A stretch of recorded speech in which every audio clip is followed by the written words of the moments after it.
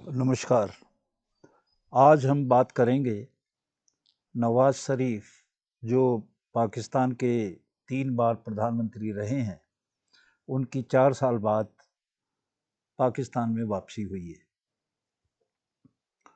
वो उनको इम्यूनिटी मिली कि उनके पाकिस्तान आने पर उनकी गिरफ्तारी नहीं होगी। अब उनके आने से क्या भारत और पाकिस्तान के संबंधों में सुधार होगा या नहीं? अभी जो भारत और पाकिस्तान के संबंध हैं, उनमें बहुत ही खटास है और यहाँ तक की बात है कि कोई बातचीत नहीं है, टॉकिंग टर्म्स पे भी नहीं है देश के दो प्रधानमंत्री। आज 4 साल बाद नवाज़ शरीफ साहब पाकिस्तान में आए। उनकी पार्टी ने बहुत ही भव्य स्वागत किया और इस मौके पे उन्होंने लाहौर में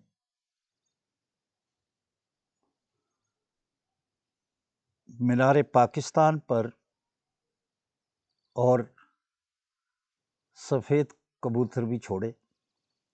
उन्होंने अपने भाषण में इस बात का प्रमुखता से जिक्र किया कि जो उनके हमसाया मुल्क हैं, अर्थात पड़ोसी देश हैं, भारत है, अफ़गानिस्तान है और कोई जो दूसरे दोस्त मित्र हैं, उनके साथ वो अपने संबंध सुधारेंगे अगर वो चौथी बार पाकिस्तान के प्रधानमंत्री बने। पाकिस्तान के प्रधानमंत्री बनने के लिए उनके चांस काफ़ी ज़्यादा हैं और वो चौथी बार भी प्रधानमंत्री बन सकते हैं। इस बात की संभावनाएं बहुत ज़्यादा हैं।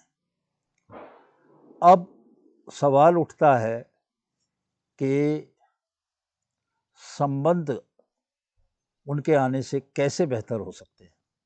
अगर हम थोड़ा सा पीछे इतिहास में जाएं तो पाएंगे कि जब भारत के प्रधानमंत्री श्री नरेंद्र मोदी ने 2014 में पहली बार प्रधानमंत्री पद की कमान संभाली तो उन्होंने आसपास के जितने भी देश थे, उनके जो भी हेड थे, प्रमुख थे, उनको शपथ ग्रहण समारोह में बुलाया था।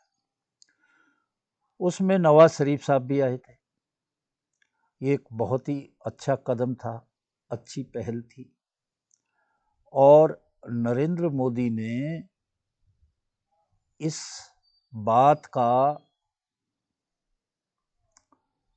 जो कर्ज था, जो बात थी, उसको चुकाया, उस कर्ज को चुकाया 2015 में 25 दिसंबर 2015 को नवाज़ शरीफ का जन्मदिन होता है।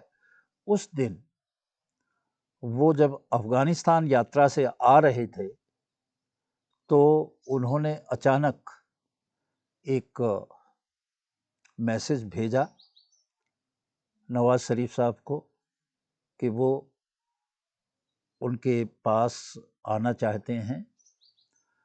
अफ़गानिस्तान से जब वापस दिल्ली की तरफ जा रहे हैं तो रास्ते में वो लाहौर रुक के उनसे मिलना चाहते हैं। 25 दिसंबर को नवाज़ शरीफ साहब का जन्मदिन होता है। उन्होंने उनका खैर मकदम किया। लाहौर के हवाई अड्डे पे नरेंद्र मोदी जी उतरे, उनका बहुत स्वागत किया उन्होंने और उसके बाद वो उन्हें अपने गांव ले गए जहाँ पे एक फंक्शन था। उस फंक्शन में भी उन्होंने उनकी और ये फैमिली फंक्शन था जिसमें काफ़ी अच्छा उन दोनों के बीच की बातचीत हुई, एक अच्छे आसार नज़र आए, परंतु बाद में वो संबंध इतने चल नहीं पाए। अब सवाल उठता है कि जिस तरह की हालात पाकिस्तान के अब हैं, उसकी जो अर्थव्यवस्था है वो पूरी तौर पे टूट चुकी है। जो मीनार पाकिस्तान पे भाषण जो किया नवाज शरीफ ने, उन्होंने बार बार रोटी का जिक्र किया कि मेरे समय में रोटी 4 रुपए की मिलती थी और आज पाकिस्तान में एक रोटी का दाम 20 रुपए है, जो बहुत ही अजीब सा लगा। उन्होंने और दूसरी बातें कही कि डॉलर जो है अब वो 250 पाकिस्तानी रुपये के बराबर चला गया है और पेट्रोल जो है वो 300 के पार हो गया है। इस तरह की बातें कह के उन्होंने इकोनॉमी को बताया कि बहुत ज़्यादा हालात ख़राब हैं पाकिस्तान में, बिजली का बिल बहुत ज़्यादा आता है। उन्होंने एक पुराना और नया बिल एक ही आदमी का वो भी दिखाया, वो सारी बातें की। पर जो असली बात उन्होंने कही कि अगर पाकिस्तान को तरक्की करनी है तो अपने मुल्क, जो उनके साथ के मुल्क हैं, पड़ोसी देश हैं, उनसे संबंध सुधारना होगा। तो ये बात अब इसलिए भी विशेष हो जाती है कि पहले अमेरिका से पाकिस्तान को काफ़ी मदद मिलती थी, क्योंकि अमेरिका अफ़गानिस्तान में फंसा हुआ था और अमेरिका का इस तरह से फंसना जो था, उसकी जो एक्सेस थी वो पाकिस्तान के थ्रू थी। ओस्मा बिन लादेन भी वहाँ था, उसका भी सफाया हुआ। और अब अमेरिका उन बातों से मुक्त हो चुका है, तो उसने भी अपना हाथ खींच लिया है। दूसरा, इमरान साहब ने अपने काल में भारत से जो ट्रेड था उसको बंद कर दिया, व्यापार बंद कर दिया। अब भारत की जो चीज़ें पाकिस्तान जाती थी वो रुकी तो है नहीं, अब वो दुबई के रास्ते पहुंच रही हैं, पर पाकिस्तानियों को उन चीज़ों के दाम ज़्यादा चुकाने पड़ रहे हैं। एक मुद्दा जो बड़ा मुद्दा था, कश्मीर का मुद्दा था, उसमें 370 को एबोलिश कर दिया, हटा दिया, एब्रोगेशन हो गया उसका, तो अब कुछ रहा नहीं। दूसरा, आज के सोशल जो नेटवर्किंग है उसमें हम देखते हैं कि सूचनाओं का, वीडियोस का आदान प्रदान होता है। तो जब ये पाकिस्तान के लोग देखते हैं कि जो कश्मीर भारत के साथ है, उसका रहन सहन, उनकी तरक्की बहुत ज़्यादा है और उधर भूखमरी है, बेरोजगारी है और हालात बहुत ख़राब होते जा रहे हैं, तो वो कहते हैं कि भाई कश्मीर के मुद्दे ने हमें बर्बाद कर दिया, आपने इतने दिनों तक तालिबान को पाला, उसने हमें बर्बाद कर दिया। अब जो जनता है पाकिस्तान की, उसके बारे में सोचो, उसकी बेहतरी के बारे में सोचो, और उसके लिए ज़रूरी है कि आपको संबंध अच्छे करने चाहिए। तो इस तरह की ये बातें आ रही हैं। तीसरी जो बात है, पाकिस्तान में किसी भी प्रधानमंत्री का रहना या ना रहना, वहाँ की इस्टेब्लिशमेंट यानी कि आर्मी के हाथ में है। आर्मी चाहे तो वो रहेगा, आर्मी ना चाहे तो नहीं रहेगा।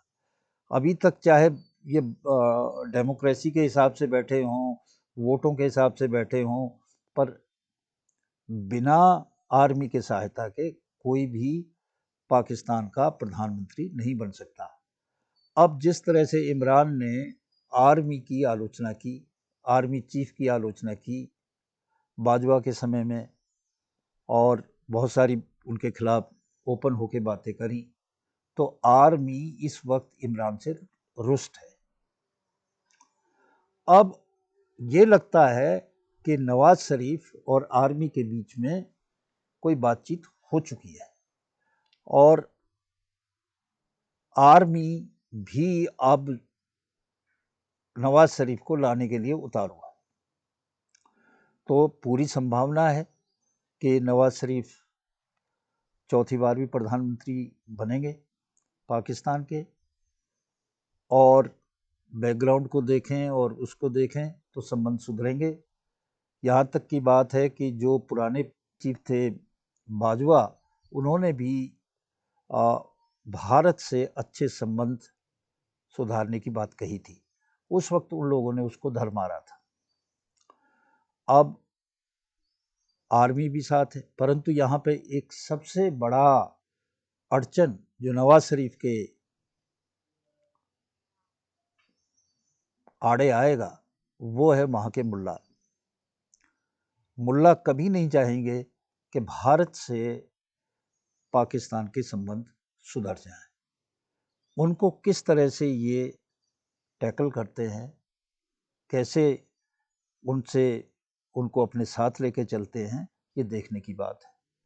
तो आसार उनके आने से अच्छे हुए हैं भारत पाक संबंध सुधरने के, परंतु ये और जो चीज़ें हैं और जो फैक्टर्स हैं वो भी अगर सहयोग करें तो संबंध सुधर सकते हैं। आज के लिए इतना ही, और आप सबसे मेरी प्रार्थना है कि हमारे इस चैनल को लाइक करें, सब्सक्राइब करें और नोटिफिकेशन के बटन को भी दबाएं। आपका बहुत बहुत धन्यवाद। नमस्कार।